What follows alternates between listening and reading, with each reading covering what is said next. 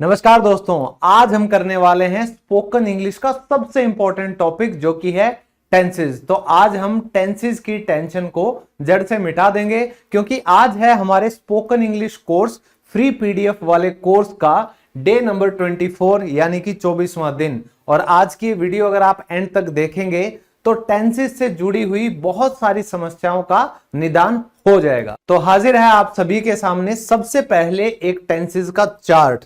तो अगर आप लोगों को एक बार में कंप्लीट टेंसेस की प्रैक्टिस करनी है तो आप इस चार्ट की मदद से कर सकते हैं, जिसमें आपको टेंसेस की सभी 4 फॉर्म्स दी गई हैं, इंडेफिनिट, कॉन्टिन्यूअस, परफेक्ट और परफेक्ट कॉन्टिन्यूअस। इसके साथ साथ प्रेजेंट टेंस, पास्ट टेंस और फ्यूचर टेंस के सभी रूल्स वो भी एग्जाम्पल के साथ आपको दिए हुए हैं। तो ये चार्ट और कंप्लीट आज की जो क्लास होने वाली है उसकी पीडीएफ आपको फ्री ऑफ कॉस्ट मिल जाएगी Telegram channel English lovers official पर, जिसका लिंक डिस्क्रिप्शन में भी दिया गया है। बहुत स्टूडेंट कोशिश करते हैं टेंसेस को सीखने की, अलग अलग वीडियोस देखेंगे, बहुत किताबें देखेंगे, रूल्स के रट्टे मारेंगे, लेकिन फिर भी उन्हें समझ नहीं आता। उसका रीजन ये है, आपको ये तरीका नहीं पता कि कहां से आपको इंग्लिश के टेंसेस की शुरुआत करनी चाहिए। यानी कि जो इंग्लिश का बेस है टेंसेस, उसकी शुरुआत हमेशा करनी चाहिए आपको वर्ब के साथ। वर्ब यानी कि क्रिया, जिसके बिना टेंसेस नहीं बनते। और आपको कौन से टेंस की फॉर्म में कौन सी वर्ब की फॉर्म लगानी है, सिर्फ इतना अगर पता चल जाए तो आपका टेंसेस 50% वही कवर हो जाता है। तो अगर आपको यह पता हो कि जो वर्ब होती है, क्रिया होती है, वो 5 टाइप की होती है, 5 उसकी फॉर्म्स होती हैं, तो इसके बिना टेंसेस की शुरुआत करना बेवकूफी है। तो सबसे पहले जो आपको हिंदी में एक्शन वर्ड्स मिलते हैं, उनको इंग्लिश में ट्रांसलेट जब आप करते हैं तो डायरेक्ट आपको मिलती है वर्ब की फर्स्ट फॉर्म। फिर आप पास्ट फॉर्म में जाते हैं, वो होती है वर्ब की सेकंड फॉर्म।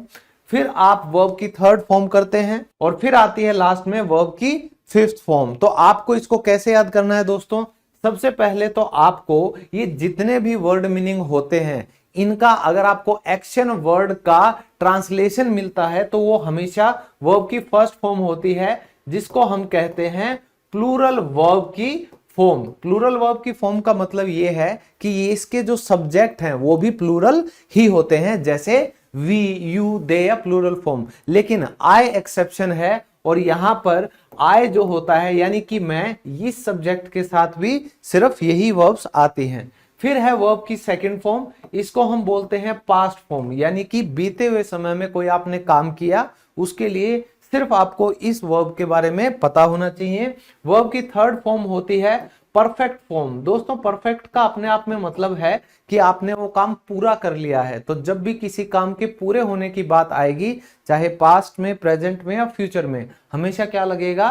वर्ब की थर्ड फॉर्म। अब बात आती है वर्ब की फोर्थ फॉर्म की। इसको कहा जाता है कॉन्टिन्यूअस फॉर्म, या इसको प्रेजेंट पार्टिसिपल भी बोलते हैं। ये कॉन्टिन्यूअस का मतलब साफ साफ है कि कोई काम अगर लगातार होता है, उसको बताने के लिए हमेशा वर्ब की फोर्थ फॉर्म लगती है, चाहे वो पास्ट में हो, प्रेजेंट में हो या फ्यूचर में।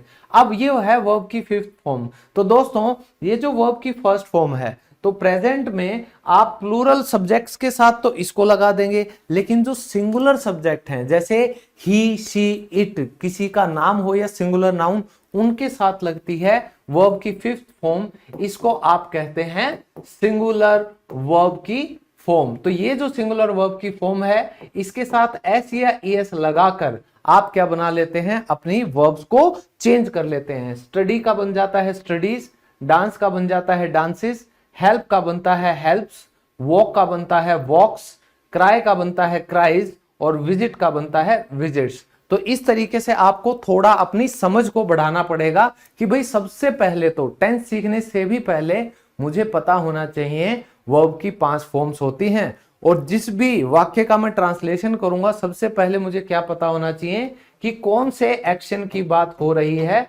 फिर अचानक से मेरे सामने पूरा चार्ट खुल जाना चाहिए वर्ब की 5 फॉर्म्स का। तो याद कैसे करते हैं? Study, studied, studied, dance, dance, danced, help, helped, helped, walk, walked, walked, cry, cried, cried, visit, visited, visited. तो इस तरीके से आपको ये याद करना पड़ेगा। अगर आपको 1000 से ज्यादा ऐसी वर्ब की चार्ट्स चाहिए कंप्लीट मीनिंग के साथ, वो आपको मेरी एप्लीकेशन इंग्लिश लवर्स पर मिल जाएगा, नहीं तो जो नंबर मैं अभी आगे बताऊंगा आप उन पे कॉल कर लेना और वहां पे आपको पीडीएफ भी मिल जाएगी। दोस्तों मैं हमेशा जब भी कोई टॉपिक करवाता हूं मेरा ये इरादा रहता है कि आप सभी उस टॉपिक को सीखने के साथ साथ प्रैक्टिस भी मेरे साथ ही करें, तभी जाके वो चीजें आपकी पक्की हो पाती हैं। तो आज हम टेंसेस की शुरुआत कर रहे हैं दोस्तों। सबसे पहला हमारा है वर्तमान काल यानी कि प्रेजेंट टेंस, और उसकी भी सबसे पहली फॉर्म जो है वो है प्रेजेंट इंडेफिनिट टेंस की सिंपल फॉर्म यानी positive form.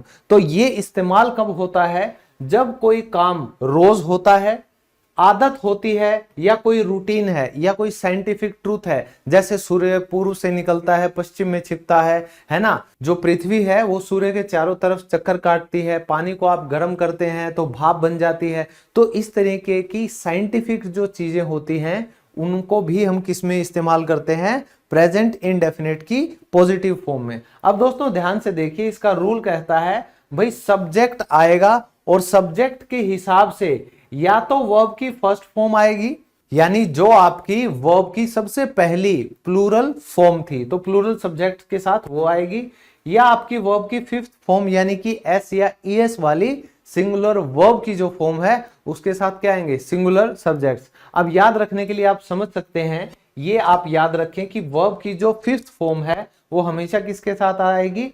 He, she, it, कोई नाम हो या सिंगुलर नाउन। ठीक है, तो अब हम प्रैक्टिस करेंगे तो आपको आदत भी पड़ जाएगी। सबसे पहले मैं पढ़ता हूं, जो पढ़ाई होती है ना दोस्तों उसको हम कहते हैं स्टडी। तो मैं पढ़ता हूं, मैंने क्या लिखा? I study. अब अगर यहीं पे मैं प्रैक्टिस करवाने की आपको कोशिश करता हूं कि वह पढ़ता है, तो क्या बन जाएगा? तो बन जाएगा ही स्टडीज। Very good. और आप कहते हो कि हम पढ़ते हैं, तब आप क्या कहोगे? We study. हम पढ़ते हैं, वी स्टडी। और आप कहते हो कि सीता पढ़ती है, तो आप क्या कहेंगे? सीता स्टडीज। सीता स्टडीज। तो इस तरीके से अगर आप एक ही वाक्य के अलग अलग फॉर्म बनाएंगे, यानी कि सब्जेक्ट को बदल बदल के, आपको बहुत ढेरों सेंटेंसेस मिल जाएंगे सिर्फ एक वर्ब की फॉर्म से। अब देखिए, वह पढ़ाती है, तो पढ़ाती है तो हम क्या लिखेंगे? She teaches. अब अगर मैं कहूं कि मैं पढ़ाता हूं तो क्या लिखूंगा मैं? I teach. मैं कहता हूं कि भाई राम पढ़ाता है, मैं क्या लिखूंगा? राम टीचेस। ठीक है, तो इस तरीके से आप क्या करेंगे? अपने अलग अलग जो सब्जेक्ट हैं उनसे सेंटेंसेस बनाने की कोशिश करेंगे। हम सीखते हैं तो इसकी इंग्लिश क्या होगी? वी। सीखने की इंग्लिश होती है लर्न, तो आप कहिएगा वी लर्न। फिर आप कहते हो कि वह सीखता है, तो क्या बन जाएगा? He learns. He learns. और आप कहते हो कि भाई रवि सीखता है, आप कह रहे हो रवि लर्न्स। तो आपको पता चल गया अब कि एस और ईएस किसके साथ आएगा? सिर्फ इन सब्जेक्ट ग्रुप के साथ। अब डायरेक्ट करते हैं। वे खेलते हैं, दे प्ले। ठीक है, हम खेलते हैं, वी प्ले। तुम खेलते हो, यू प्ले। लेकिन वह खेलता है, ही प्लेज। ठीक है दोस्तों। बच्चे सोते हैं, अब जो बच्चे हैं वो है बहुवचन यानी कि plural noun.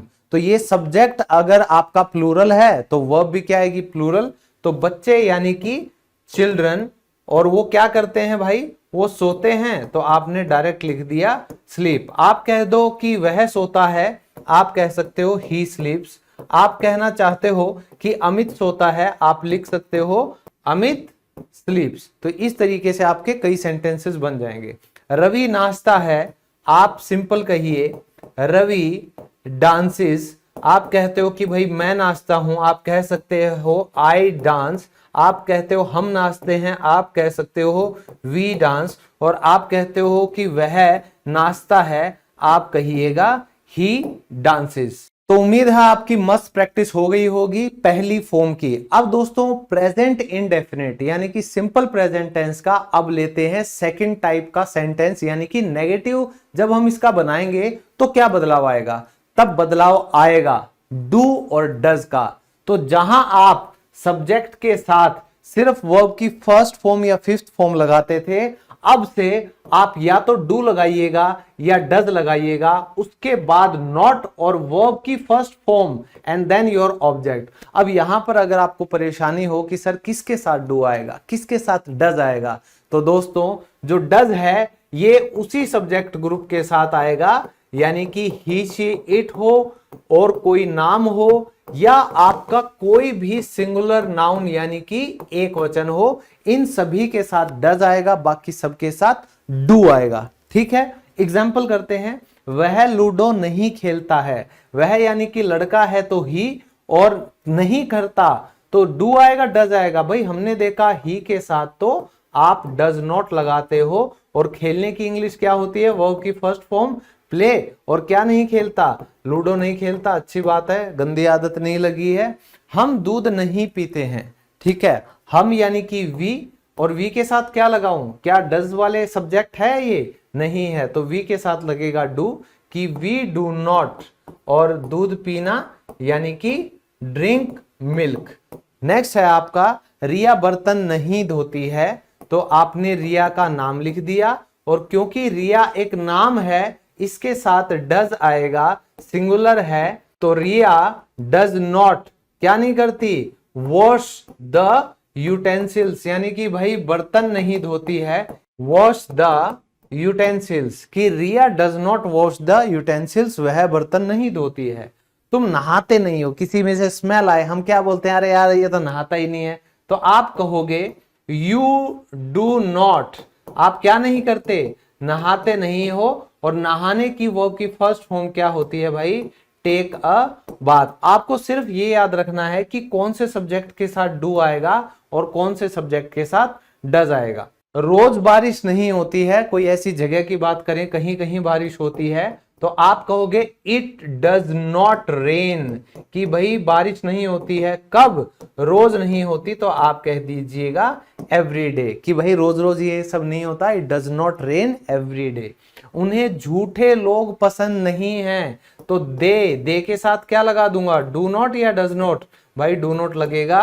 They do not like यानी कि उन्हें पसंद नहीं है, झूठे लोग यानी कि लायर्स। तो आपको सिर्फ याद रखना है कि डज के साथ आपके ये सब्जेक्ट्स रहेंगे, और अगर आपने ये सब्जेक्ट याद रखे, थोड़ी बहुत प्रैक्टिस की, तो डेफिनेटली आप एकदम से तैयार हो जाएंगे टेंसेस में अपने सेंटेंसेस बनाने के लिए। अब देखो हमने नेगेटिव कर लिया, इसके बाद हम करने वाले हैं इंटेरोगेटिव। और दोस्तों इंटेरोगेटिव में क्या याद रखना है कि जब आप किसी से सवाल पूछते हो, when you ask questions from someone, जब आप किसी से भी सवाल पूछोगे कि कोई काम होता है नहीं होता, तो आप डू और डज को कहां ले आते हो, सबसे सामने ले आते हो, क्योंकि ये हमारी हेल्पिंग वर्ब है एक्शंस की, और इसके बाद सब्जेक्ट आएगा, फिर आपकी वर्ब की फर्स्ट फॉर्म, और फिर आपका ऑब्जेक्ट और क्वेश्चन मार्क आएगा। प्रैक्टिस करते हैं, मस्त समझ में आएगा। क्या तुम्हें अमित पसंद है, तो अगर आपको सब्जेक्ट पता है कि सब्जेक्ट क्या है, उसी हिसाब से डू और डज पता चल जाएगा। तुम्हें यानी कि यू के साथ क्या लगता है, डू लगता है, तो आप यहां पहले डू लगाएंगे फिर यू लगाएंगे। तो क्या तुम्हें अमित पसंद है, डू यू, अब वर्ब की फर्स्ट फॉर्म क्या है, पसंद को हम कहते हैं लाइक, और अमित तो आप कहोगे डू यू लाइक अमित। तो ये आपका बन गया पहला वाक्य। अब आप साथ साथ करने लग जाओ, नोटबुक बना लो, या साथ साथ कमेंट में टाइप करोगे तो आपकी भी प्रैक्टिस होती रहेगी। क्या तुम स्कूल जाते हो, तो तुम वापिस से क्या आ गया, do you go to school. तो आपको डू और डज का एक बार पक्का पता चल गया ना भाई, आप फिर अटकोगे नहीं कहीं भी। क्या वह तुम्हें मारता है, तो वह, उसके लिए हम लगाते हैं ही, कि डज ही हिट यू, तो हिट का मतलब होता है किसी को मारना, या बीट का मतलब भी होता है किसी की पिटाई कर देना। तो मारना होता है कि किसी चीज को लेकर आपने किसी को हिट किया, और पिटाई करना होता है वही लात गुस्से जो भी आपके हाथ पैर में आए आप मार रहे हो।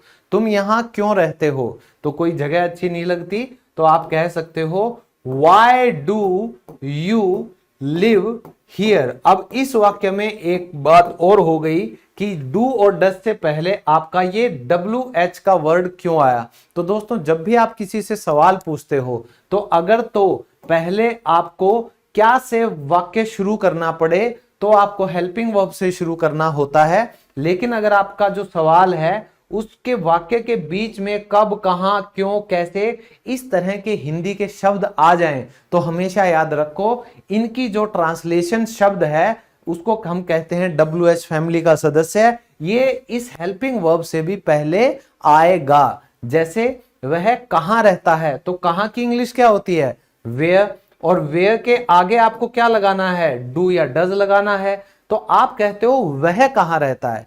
ही, तो ही के साथ क्या लगेगा? डज। तो वेयर डज ही, रहने की इंग्लिश लिव। ठीक है, वेयर डज ही लिव। वे कब वापस आते हैं, तो कब की इंग्लिश होती है व्हेन। और वे यानी कि दे, तो दे के साथ क्या लगेगा? डू। तो व्हेन डू दे वापस आना यानी कि रिटर्न। तो ये हमारा कंप्लीट हो गया है सिंपल प्रेजेंट टेंस। अब अगली फॉर्म क्या है? Present continuous tense. इस टेंस फॉर्म का इस्तेमाल वहां किया जाता है जब कोई काम हो रहा है और उसके बारे में आप बात कर रहे हो। जैसे अभी मैं पढ़ा रहा हूं, आप सीख रहे हो, समझ रहे हो, कोई आपके आसपास कोई और काम कर रहा है और आप देख रहे हो। तो जो काम कंटिन्यू चल रहा है प्रेजेंट में, उसके लिए इस्तेमाल होता है ये टेंस प्रेजेंट कॉन्टिन्यूअस, कि जब एक्शन जारी हो या उसकी बात हो रही हो। और इसका रूल देखिए, सब्जेक्ट लगेगा उसके हिसाब से इज, एम या आर लगेगा। तो देखो भाई, एम आएगा सिर्फ आई के साथ और इज आएगा इस सब्जेक्ट ग्रुप के साथ जो कि है ही, शी, इट, नेम या कोई सिंगुलर नाउन। और इज एम आर के बाद ये लगाता है आईएनजी वाली वर्ब की फोर्थ फॉर्म। ठीक है, जो कि एक कॉन्टिन्यूअस फॉर्म है, काम जारी रहने के बारे में वो बात करता है। एग्जाम्पल करते हैं, हमें समझ में आ जाएगा। वह स्कूल जा रही है, तो कौन सा काम हो रहा है? स्कूल जाने का। लड़की है तो शी के साथ क्या लगेगा? इज। और जाने के लिए हम आईएनजी फॉर्म लगाएंगे, she is going to school. तो ये हमारा सेंटेंस परफेक्ट बन गया। हम फिल्म देख रहे हैं, तो हम यानी कि वी के साथ क्या लगेगा? आर। आप कहेंगे मूवी देख रहे हैं, तो मैंने लगा दिया we are watching a movie. तो एक फिल्म है, 5 फिल्म, 10 फिल्म, अगर आप ऐसे गिनती कर सकते हो तो हमेशा आपको ए आर्टिकल लगाना पड़ेगा। इसीलिए मैंने लिखा है वॉचिंग अ मूवी। ठीक है, वॉचिंग अ मूवी। और वे बचकर भाग रहे हैं, तो कौन बचकर भाग रहा है भाई? हो सकता है पुलिस आ गई हो और चोर बचकर भाग रहे हो, तो आपने कह दिया दे के साथ क्या आएगा? आर। तो और भाग रहे हैं, तो दोस्तों भागने की इंग्लिश होती है रनिंग, लेकिन बचकर भागना इसे हम इंग्लिश में कहते हैं एस्केपिंग। तो आप कहिएगा दे आर एस्केपिंग। तो जब कोई आपके पीछे पड़ा हो और आप उससे बचने की कोशिश में भागते हो, उसको कहा जाता है बचकर भागना यानी एस्केप करना। फिर तुम चिल्ला रहे हो, ठीक है, आप कह सकते हो यू आर शाउटिंग, और यू के साथ क्या आएगा? आर आएगा। बच्चा सो रहा है, तो बच्चा क्या है? आप कहेंगे द चाइल्ड, और ये सिंगुलर नाउन है, और सिंगुलर नाउन के साथ क्या आएगा? इज। एक बच्चा है, द चाइल्ड इज स्लीपिंग। धीरे बोलो, स्पीक सॉफ्टली। और नल चल रहा है, किसी ने खोल के छोड़ दिया, पानी चलता जा रहा है, फिक्र ही नहीं है ना। तो नल चल रहा है, आप कहेंगे द टैप, और ये भी क्या है? सिंगुलर नाउन, तो आप क्या कहिएगा? इज। और चलने की इंग्लिश यहां पर क्या बनती है? Running. The tap is running, यानी कि नल से पानी निकल रहा है और वो चल रहा है। और कोई काम अगर लगातार हो रहा है, उसका नेगेटिव फॉर्म हम बनाते हैं, तो प्रेजेंट कॉन्टिन्यूअस टेंस का नेगेटिव क्या कहता है? जो भी आपने हेल्पिंग वर्ब इस्तेमाल की हैं, उनके बाद आप नोट का इस्तेमाल कर दीजिए, तो वो बन जाएगा आपका नेगेटिव सेंटेंस प्रेजेंट कॉन्टिन्यूअस का। एग्जाम्पल देखो, तुम ध्यान नहीं दे रहे हो, तो ध्यान देने की इंग्लिश क्या होती है? तो मैं आप लोगों को नए नए शब्द भी सिखाता हूं बीच में, ताकि आप लोग डेली यूज में इन शब्दों का इस्तेमाल भी करना सीख जाओ। तो जिन लोगों को पता है ध्यान देने की इंग्लिश क्या होती है, जल्दी से कमेंट में लिख दो। जिनको नहीं पता उनके लिए मैं लिख देता हूं, है ना। तो तुम ध्यान नहीं दे रहे हो, यू आर, और आर के साथ आ गया नॉट। अब ध्यान देना होता है दोस्तों पे अटेंशन, और क्योंकि ये वर्ब की फोर्थ फॉर्म है, तो आप पे के लिए क्या लिख देंगे? पेइंग लिख देंगे। यहां पर, और पेइंग अटेंशन हो जाएगा कि तुम ध्यान नहीं दे रहे हो, you are not paying attention. वह कहीं नहीं जा रहा है, तो वह की इंग्लिश होती है ही के साथ क्या लगेगा, इज, और फिर आपका आएगा नॉट, और जाने की इंग्लिश होती है गो, और इसकी फोर्थ फॉर्म हो जाएगी गोइंग। तो ही इज नॉट गोइंग, कहीं नहीं यानी कि एनीवेयर, तो he is not going anywhere. हमें बुरा नहीं लग रहा है, तो आप कह सकते हैं वी आर नॉट, और बुरा लगने को हम इंग्लिश में क्या कहते हैं दोस्तों, फीलिंग बैड। तो आप कहेंगे we are not feeling bad, it's okay. वे हंस नहीं रहे हैं, तो इसके लिए आप कह सकते हैं दे आर, और आर के साथ आएगा नॉट।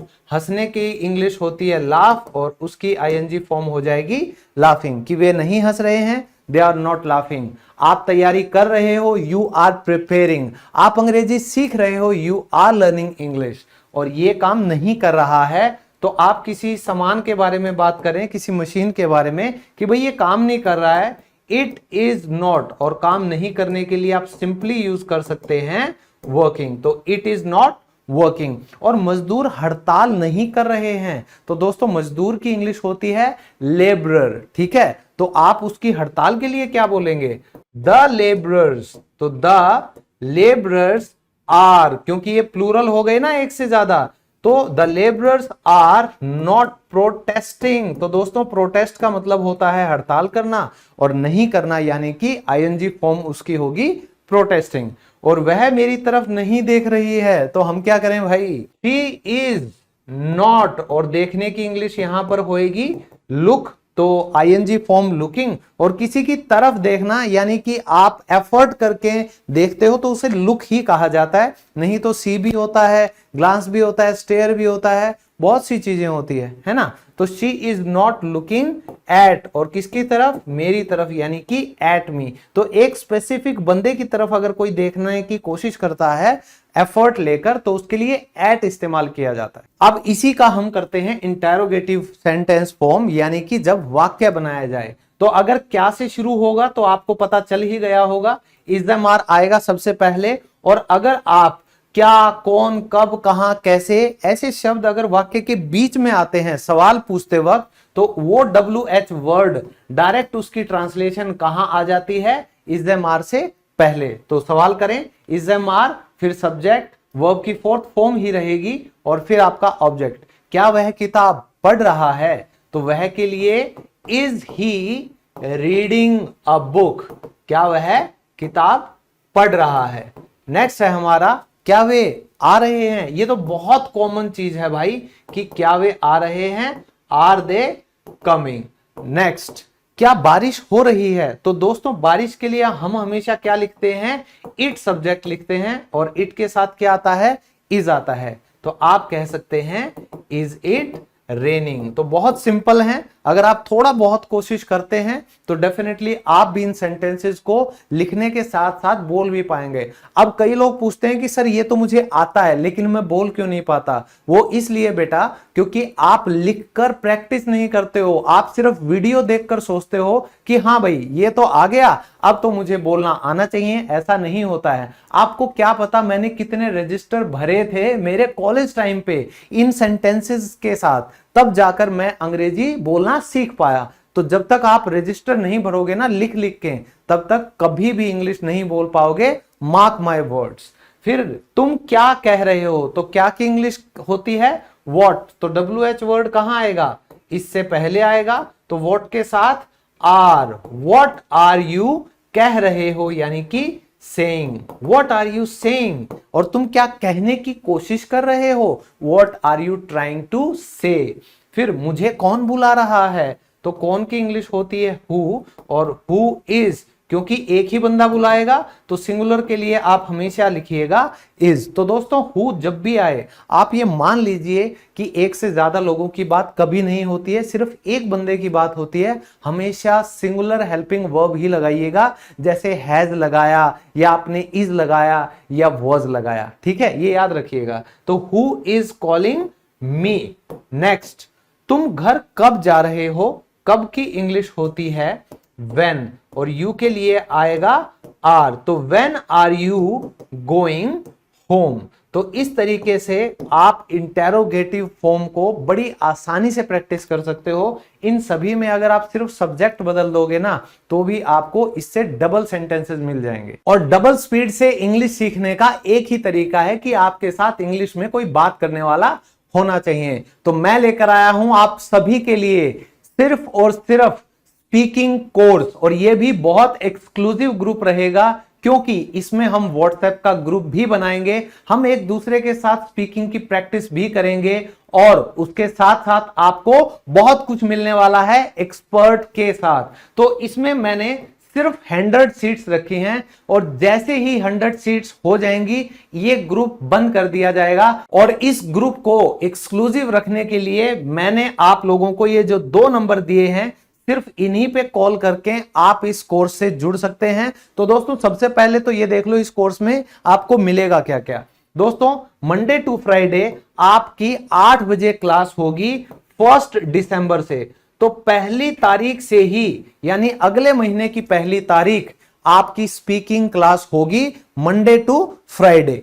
उसके बाद मास्टर इंग्लिश स्पीकिंग है, ये सिर्फ 1 महीने का कोर्स रहेगा जिसमें आपको मंडे टू फ्राइडे क्लासेस मिलने वाली हैं और मेरे अलावा आप लोगों को इंडस्ट्री के एक्सपर्ट भी पढ़ाएंगे। यानी अगर आप जॉब करते हैं तो आपकी बिजनेस कम्युनिकेशन स्किल्स जो हैं वो इंप्रूव करवाएंगे मेरे दोस्त जो कि इस फील्ड में एक्सपर्ट हैं। दूसरा, ये 1-to-1 सेशंस रहने वाले हैं, यानी कि एक ग्रुप रहेगा बच्चों का, उसमें से मैं 1-to-1 बात करूंगा स्टूडेंट्स के साथ और हर स्टूडेंट के साथ इस कोर्स में बात होगी। या आप लिख के ले लीजिए, पर्सनल अटेंशन हर सेशन में मिलेगी, प्रैक्टिस होंगी आपकी डेली कॉन्वर्सेशन। आप 2 लोगों की आपस में बातें करवाई जाएंगी, उन्हें मैं मॉनिटर भी करूंगा और आपको फीडबैक भी दूंगा, आपको सिचुएशंस दी जाएंगी। तो ये सब हम करने वाले हैं इस कोर्स में।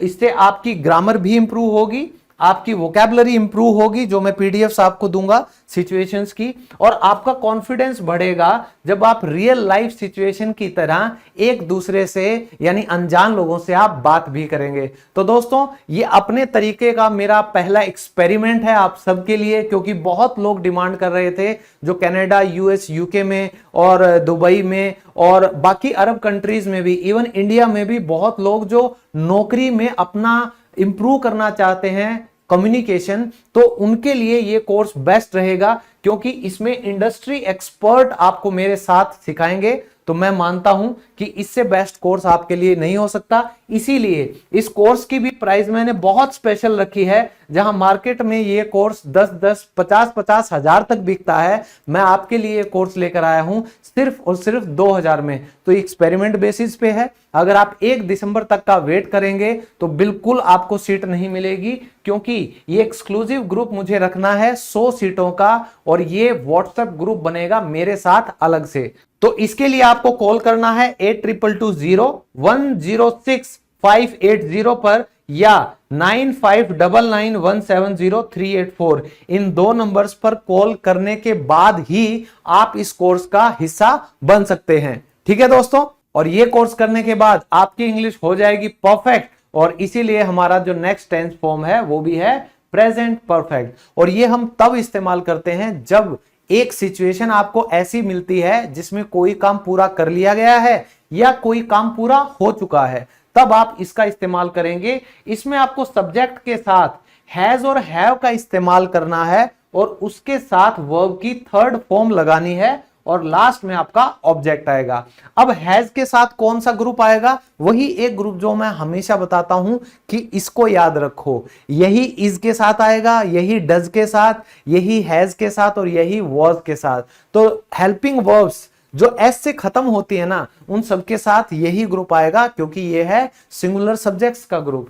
ही, शी, इट नाम या सिंगुलर नाउन यानी एक वचन, और जो हैव है उसके साथ आई, वी, यू, दे या प्लूरल नाउन आ सकता है। तो मैंने खाना खा लिया है, खाना खाने का काम पूरा हो चुका है, आप इसको ऐसे समझिएगा। तो मैंने खाना खा लिया है, आई हैव ईटन फूड। तो खाना खाने के लिए हम ईट का इस्तेमाल करते हैं, ज्यादातर लोग आजकल हैव का इस्तेमाल भी करते हैं। तो आप यहां ये भी लिख सकते हैं, आई हैव हैड फूड, लेकिन वर्ब की थर्ड फॉर्म समझाने के लिए मैंने ईट, एट, ईटन ही लिखा है। तुमने अंग्रेजी सीख ली है, अगर आप ये कोर्स ज्वाइन करोगे तो जाहिर सी बात है सभी बोलेंगे यार तूने तो इंग्लिश सीख ली। तो तुमने अंग्रेजी सीख ली है, यू हैव, यू के साथ भी क्या आता है दोस्तों, हैव आएगा, कि you have learned English, you have learned English. Next, वह मुझे सब बता चुका है, कि भाई बताने का काम पूरा हो चुका है। ही हैज, बताना यानी कि टेल, टोल्ड, टोल्ड, मुझे यानी कि मी, और सब कुछ बता चुका है भाई, आप कहेंगे everything, he has told me everything. Next, वे मैच जीत चुके हैं, तो वे के लिए इस्तेमाल करते हैं दे, और दे के साथ आएगा हैव, और जीतने को हम कहते हैं विन, वॉन, वॉन, और मैच के लिए द मैच। तो आप ये देखिएगा वर्ब की जो ये थर्ड फॉर्म है ना, ये सबसे ज्यादा इंपॉर्टेंट है हैज और हैव के साथ। बच्चे सो चुके हैं, तो बच्चों के लिए आप लिखेंगे द चिल्ड्रन, क्योंकि आपको पता है सारी दुनिया के बच्चों की बात नहीं हो रही है। आप जिन बच्चों के पिता हैं, माता हैं या सगे संबंधी हैं, आपको पता है किसके बच्चों की बात हो रही है, तो द चिल्ड्रन लगेगा, द चिल्ड्रन। और क्योंकि ये प्लूरल नाउन है तो इसके लिए आप लिखेंगे have, the children have slept. और चोर बचकर निकल गया है, अभी मैंने आपको थोड़ी देर पहले बताया था, अगर बच के कोई निकल जाता है उसके लिए हम क्या इस्तेमाल करते हैं, तो जल्दी से अपना दिमाग लगाइए भाई, चोर बचकर निकल गया है, द थीफ हैज, क्योंकि ये क्या हो जाएगा, ये सिंगुलर सब्जेक्ट है, द थीफ हैज एस्केप्ड, तो एस्केप का मतलब होता है बचकर निकल जाना। अब इसका नेगेटिव फॉर्म जो होता है उसमें ज्यादा बदलाव नहीं होता, सिर्फ हैज और हैव के बाद आपको इस्तेमाल करना है नॉट का, बाकी सारी चीजें सेम रहेंगी। तो मैंने झूठ नहीं बोला है भाई, आप क्या कहोगे, आई हैव टोल्ड अ लाई। तो दोस्तों टेल अ लाई होता है प्रेजेंट में, और टेल, टोल्ड, टोल्ड ये क्या है, वर्ब की थर्ड फॉर्म है। वह घर नहीं पहुंचा है, चिंता की बात है, तो आप कहेंगे he has not reached home, तो घर के लिए हम क्या यूज करते हैं, होम। नेक्स्ट, हमने किसी को नहीं बुलाया है, तो आपने अगर किसी को नहीं बुलाया तो आप कहिएगा वी हैव नॉट, बुलाने के लिए होता है इनवाइट, आप कहेंगे किसी को नहीं तो anyone, we have not invited anyone. उन्होंने हमारा पीछा नहीं किया है, उन्होंने यानी कि दे के साथ आएगा हैव, तो ये बन जाएगा दे हैव नॉट फॉलोड, पीछा करना यानी कि फॉलो करना, और हमारा यानी कि अस, दे हैव नॉट फॉलोड अस। ठीक है, रवि ने पौधों को पानी नहीं दिया है, रवि हैज, रवि के साथ हैज आएगा, और उसने पानी नहीं दिया, तो पानी देने की वर्ब जो होती है वो भी वाटर ही होती है, तो इसके लिए क्या बन जाएगा, watered the plants, Ravi has not watered the plants. Have you watered the plants, क्या आपने पौधों को पानी दे दिया है। वकीलों ने हड़ताल खत्म नहीं की है, हड़ताल की इंग्लिश क्या होती है ये भी मैं यूज कर चुका हूं, इसीलिए मैं रिपीट कराता हूं, ताकि एक दो बार आप करोगे ना तो इस तरीके की रोजमर्रा में जो आपको वोकैबुलरी नहीं मिलती है वो यहां मिल जाए, और आप आसानी से अपनी इंग्लिश को सीख सकें। तो आप कहेंगे द लॉयर्स, क्योंकि सारी दुनिया के तो लॉयर्स हड़ताल नहीं कर रहे हैं, तो द लगाएंगे, क्योंकि सुनने और बोलने वाले को पता है किन वकीलों की बात हो रही है, तो द लॉयर्स। और क्योंकि ये प्लूरल हैं तो इनके साथ हैव आएगा, द लॉयर्स हैव नॉट, खत्म करना यानी कि एंड करना, तो एंडेड द, और प्रोटेस्ट का मतलब होता है हड़ताल, और इसकी जगह आप एक और शब्द यूज कर सकते हैं, कॉल्ड ऑफ द प्रोटेस्ट। तो दोनों का ही मतलब होता है समाप्त कर देना, या बंद कर देना, या खत्म कर देना। ठीक है, और अब आ गया है इसका इंटेरोगेटिव टाइप, तो उसमें क्या होगा, हैज और हैव आपके सामने आ जाएंगे, और अगर आपके पास कोई भी ऐसा सवाल आता है कहां, कब, क्या, तो इसमें WH वर्ड होगा जो आपका इससे भी पहले आ जाएगा। तो आपका WH वर्ड सबसे पहले आता है, उसके बाद आपकी हेल्पिंग वर्ब आती है, एंड देन सो ऑन। जैसे तुमने क्या किया है, आप हमेशा ये सुनते हो कि भाई ये क्या कर दिया तुमने, आप कहोगे what have you done. Next, वह कहां गई है, तो कहां की इंग्लिश होती है वेयर, तो वेयर हैज, हैज क्यों लगा, शी की वजह से, कि वेयर हैज शी गॉन, कि वो कहां चली गई है भाई।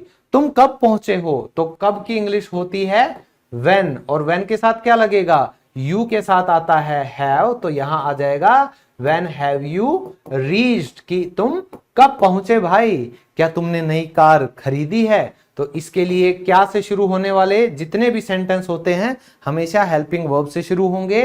तो हैव यू, अब कार के लिए तो भाई मैं परचेज लगाऊंगा, बाय नहीं लगाऊंगा, क्योंकि नई कार आज के दिन सस्ती नहीं आती। सब्जी और फ्रूट्स के दामों में अगर कोई चीज आ जाए तो उसके लिए बाय लगाओ, रोजमर्रा की चीजों के लिए बाय लगाओ, लेकिन महंगी चीजें जो खरीदते हो, कार हो गया, घर हो गया, सोना हो गया, है ना, तो उसके लिए हमेशा क्या लगेगा, परचेज। तो हैव यू परचेज्ड, नई कार यानी कि अ न्यू कार, ठीक है ना दोस्तों।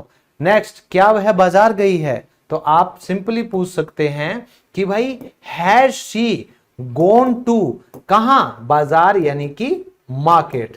नेक्स्ट, क्या मैंने तुम्हें बुलाया है, पता नहीं, तो आप कह सकते हो कि हैव आई कॉल्ड यू, क्या मैंने आपको बुलाया है। तो ये आपका कंप्लीट हो जाता है प्रेजेंट परफेक्ट टेंस। और प्रेजेंट टेंस की लास्ट फॉर्म होती है प्रेजेंट परफेक्ट कॉन्टिन्यूअस टेंस, यानी इसमें काम लगातार जारी भी है और परफेक्ट यानी पूरा भी हो गया है। ये कब होता है, ये तब होता है दोस्तों जब कोई काम बहुत देर से शुरू हो चुका है लेकिन वो अब भी हो रहा है, उसके लिए आप इस्तेमाल करोगे प्रेजेंट परफेक्ट कॉन्टिन्यूअस टेंस। और जो भी स्टूडेंट्स अब तक इस वीडियो को देख रहे हैं दोस्तों, आप सब भी क्या कर रहे हैं, प्रेजेंट परफेक्ट कॉन्टिन्यूअस टेंस का ही आप इस्तेमाल कर रहे हैं। जैसे I have been watching this video for last 20 minutes, कि मैं पिछली 20 मिनट से ये वीडियो देख रहा हूं। समझ आ गया। चलो और एग्जांपल कर लेते हैं। इसमें आपका रूल है सब्जेक्ट के साथ हैज हैव तो लगेगा। एक नई चीज आपके पास आ गई है बीन, ठीक है, और बीन के बाद आपकी वर्ब की फोर्थ फॉर्म यानी कि आईएनजी फॉर्म लगती है। फिर आपका फॉर आता है या सिंस आता है, ये बताने के लिए कि जितने टाइम से भी वो काम हो रहा है उसके लिए आप फॉर लगाओगे या सिंस लगाओगे। तो दोस्तों जब भी आप लोगों को टोटल टाइम यानी ड्यूरेशन मिलता है, जैसे 15 सेकंड, 2 मिनट, 3 घंटे, 30 दिन, 5 महीने, 10 साल, 20 साल, ऐसी सिचुएशन में आप क्या लगाओगे, हमेशा फॉर लगाओगे। जैसे बहुत समय, फॉर अ लॉन्ग टाइम, ठीक है, बहुत दिनों तक, फॉर मैनी डेज। समझ आ गया। लेकिन जब आपको पता है कि शुरुआत कब हुई थी उस काम की, आप हमेशा सिंस लगाइएगा। जैसे मैं सुबह से कपड़े धोए जा रहा हूं, I have been washing the clothes since morning, और मैं 2 घंटे से कपड़े धोए जा रहा हूं, I have been washing clothes for 2 hours. समझ आ गया। और एग्जाम्पल कर लो, मैं सुबह से खेल रहा हूं, आय के साथ क्या आता है, अब तक तो पता चल गया होगा आपको, हैव आएगा, और बीन तो सबके साथ आएगा। तो आई हैव बीन प्लेइंग, कि भाई मैं खेल रहा हूं, लेकिन कब से, सुबह से। तो आपको पता है शुरू कब हुआ, ये काम सुबह शुरू हुआ, तो इसके लिए आएगा सिंस मॉर्निंग। नेक्स्ट, वह 2 घंटे से नाच रहा है, अच्छी बात है। तो नाचने के लिए हम क्या यूज करते हैं, डांस, और यहां क्या बन जाएगा, डांसिंग। लेकिन ही हैज बीन डांसिंग, नाच तो रहा है लेकिन 2 घंटे से, इसमें आपको टोटल टाइम मिल गया, तो आप क्या यूज करेंगे, for 2 hours। भाई 2 घंटे से वो कर रहा है, और आप यहां कह रहे हो यार हम बहुत देर से पढ़ रहे हैं, पापा जाने दो ना बाहर खेलने के लिए, है ना। तो आप कहेंगे वी, और वी के साथ क्या आ जाएगा, हैव बीन। और आप क्या कर रहे हैं, पढ़ाई कर रहे हैं, उसके लिए स्टडिंग। लेकिन बहुत देर से, और बहुत देर के लिए आप क्या कहते हैं, फॉर अ लॉन्ग टाइम, यानी बहुत देर से हम पढ़ाई कर रहे हैं। है तो झूठ लेकिन मान लेते हैं। वे कल रात से चिल्ला रहे हैं, शुरुआत कब हुई, कल रात को, तो आप क्या यूज करेंगे, सिंस। और वे यानी कि दे हैव बीन, चिल्लाने के लिए आप क्या यूज करते हैं, शाउट, तो ये बन जाएगा शाउटिंग। और कब से, कल रात से, सिंस लास्ट नाइट। तो आपको बस शुरुआत पता होनी चाहिए। क्या आप लगाओगे, हमेशा सिंस लगाओगे। बच्चे 6 बजे से सो रहे हैं, तो कोई बात नहीं, सोने दो, उठा दो, ताकि वो रात को तांडव ना करे। बच्चे यानी कि द चिल्ड्रन, द चिल्ड्रन के बाद आएगा have been, the children have been, सो रहे हैं, स्लीपिंग। लेकिन कब से सो रहे हैं, 6 बजे से, तो शुरुआत का टाइम पता है तो आप क्या कहेंगे 6 o'clock। अगर आपको कह रखा है शाम को 6 बजे से तो 6 PM लगा दो, और सुबह का बता रखा है सुबह 6 बजे से सो रहे हैं तो 6 AM लगा दो। और अब करते हैं इसी का नेगेटिव फॉर्म। तो इसमें हमें फॉर का और सिंस का पता चल गया, सिर्फ क्या बदला है, हैज और हैव के बाद आपका आ गया नॉट। ठीक है, अब मैं 1 महीने से दवाई नहीं ले रहा हूं, तो मैं क्या काम नहीं कर रहा हूं, दवाई लेने का। मैंने लिख दिया भाई आई हैव के बाद आपका नॉट जरूर याद रखिएगा। I have not been taking, क्या नहीं टेक कर रहा मैं, मेडिसिन। और कब से नहीं ले रहा हूं, 1 महीने से। तो 1 महीना टोटल टाइम है, आप लगाइएगा फॉर अ मंथ। तो दोस्तों एक के लिए आप इंग्लिश में ए का इस्तेमाल करते हैं। वह 3 दिन से स्कूल नहीं आ रहा है। ठीक है, तो ही हैज नॉट बीन, ये जरूर याद रखिएगा कि नॉट का इस्तेमाल कहां होगा, और आने के लिए कमिंग, और कहां नहीं आ रहा है, स्कूल नहीं आ रहा है। कब से, 3 दिन से। आप कहिएगा फॉर 3 days। तो टोटल टाइम के लिए हमेशा फॉर लगाइएगा। हम सुबह से पतंग नहीं उड़ा रहे हैं, तो हम के लिए वी के साथ आएगा हैव बीन। तो वी हैव नॉट बीन, पतंग उड़ाना यानी कि फ्लाइंग काइट्स हम कब से नहीं उड़ा रहे हैं, सुबह से। और शुरुआत पता है तो आप हमेशा क्या लगाते हैं, सिंस लगाते हैं। तो ये बन गया we have not been flying kites since morning. Last है हमारा, चपड़ासी सुबह से घंटी नहीं बजा रहा है, तो दिक्कत है आपको। तो आप कहेंगे the peon has not been, वो क्या नहीं कर रहा, बजा नहीं रहा। बजाने की इंग्लिश होती है रिंग द बेल, और घंटी बजा नहीं रहा है, has not been ringing the bell. और भाई कब से नहीं बजा रहा है, सुबह से। तो सुबह के लिए हम क्या लगाएंगे, सिंस मॉर्निंग, यानी सुबह से नहीं बज रही है घंटी। और इसी का इंटेरोगेटिव फॉर्म में क्या बदलेगा, जो आपके हेल्पिंग वर्ब हैं वो उठकर आ जाएंगे सबसे पहले। लेकिन अगर आपने सवाल पूछा है और आपके कहां, क्यों, कब, इस तरह के आपको शब्द मिलते हैं, तो ये होते हैं WH वर्ड। ये कहां जाते हैं, हेल्पिंग वर्ब से भी पहले आ जाते हैं। ठीक है, तो तुम कल से कहां रह रहे हो, कहां की इंग्लिश होती है वेयर। उसके बाद आप रूल को देखिए कि वेयर हैव यू बीन, और रहने की इंग्लिश क्या होती है, लिविंग। और इसने क्या पूछा है, कल से। तो आपको शुरुआत पता है ना, क्या है, सिंस येस्टरडे। फिर है आपका क्वेश्चन मार्क, और वह मुझे कब से पैसे दे रहा है। दोस्तों याद रखिएगा, ये जो आपका पर्टिकुलर शब्द है ये इंग्लिश में बहुत इश्यू क्रिएट करता है लोगों के लिए। कई सोचते हैं कि यार रहा है, रही है, आ गया, तो इसमें तो आप प्रेजेंट कॉन्टिन्यूअस लगाओगे। बहुत बड़ी गलती करते हैं लोग। ध्यान से देखिएगा इसका क्या बनता है। इसके लिए सबसे पहले आप सेंटेंस की शुरुआत ही किससे कर दोगे, सिंस व्हेन। क्यों करोगे, क्योंकि ये आपको सीधा सीधा एक टाइम लिमिट की शुरुआत ही पूछ रहा है कि भाई ये काम कब से शुरू हुआ, कि वह मुझे कब से पैसे दे रहा है। Since when has he been, क्या कर रहा है, giving me money, giving me money. बस हो गया कंप्लीट। क्योंकि जो आगे आपको सिंस और फॉर लगाना पड़ता है वो तो आपका पहले ही आ गया, क्योंकि उसने शुरुआत ही पूछी है, इसीलिए सिंस पहले आया। क्या गांव में कल से ठंडी हवा चल रही है, has the cold wind been blowing in the village, कब से, कल से। तो आप यहां लिखेंगे सिंस येस्टरडे। तो ये याद रखिएगा दोस्तों, हवा चलना, विंड ब्लो करना, और ठंडी हवा चलना, कोल्ड विंड का ब्लो करना। तुमको इतने दिनों से कौन पढ़ा रहा है, तो मैंने आपको क्या बताया था, हमेशा जब कौन की बात आए तो हु आएगा, और हु के बाद हमेशा आप क्या याद रखेंगे कि सिंगुलर हेल्पिंग वर्ब आएगी, यानी कि एस से खत्म होने वाली। तो हु हैज बीन टीचिंग, कि कौन पढ़ा रहा है, किसको, तुम्हें, यानी कि यू। कब से, इतनों दिनों से। तो फॉर सो मैनी डेज, तो इतने दिनों से, फॉर सो मैनी डेज।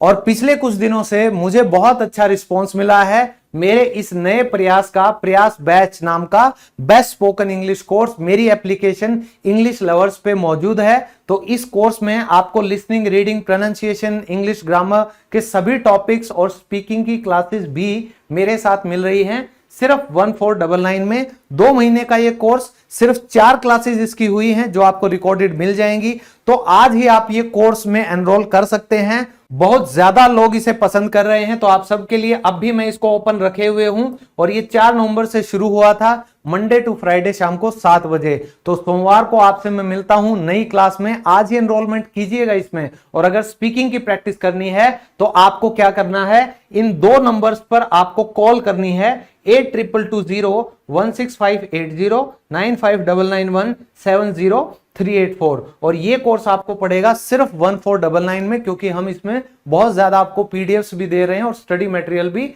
बहुत ज्यादा है आपके पास। तो दोस्तों, अगर आप सिर्फ स्पीकिंग की प्रैक्टिस करना चाहते हो, जो मेरे पुराने स्टूडेंट हैं जो ऑलरेडी मेरे कुछ कोर्स कर चुके हैं, वो अगर अपने इंग्लिश को लेवल अप करना चाहते हैं और एक्सपर्ट के साथ अपनी कम्युनिकेशन को एक नेक्स्ट लेवल पर लेकर जाना चाहते हैं, बिजनेस कम्युनिकेशन सीखना चाहते हैं, तो डेफिनेटली उनके लिए आज का जो ये स्पीकिंग कोर्स मैंने लॉन्च किया है, इससे बेस्ट कोर्स नहीं हो सकता। लेकिन सिर्फ 100 सीटें हैं। इन 2 नंबरों पर कॉल करके अपना जल्दी से सीट बुक करा लीजिए, नहीं तो 1 दिसंबर को आपको जगह नहीं मिल पाएगी। तो दोस्तों, इसी उम्मीद के साथ कि आप सब सीखते रहें, आगे बढ़ते रहें, मिलता हूं टेंसेस की अगली क्लास के साथ बहुत जल्द आप सभी के बीच में। तब तक के लिए शुक्रिया, thank you and keep learning.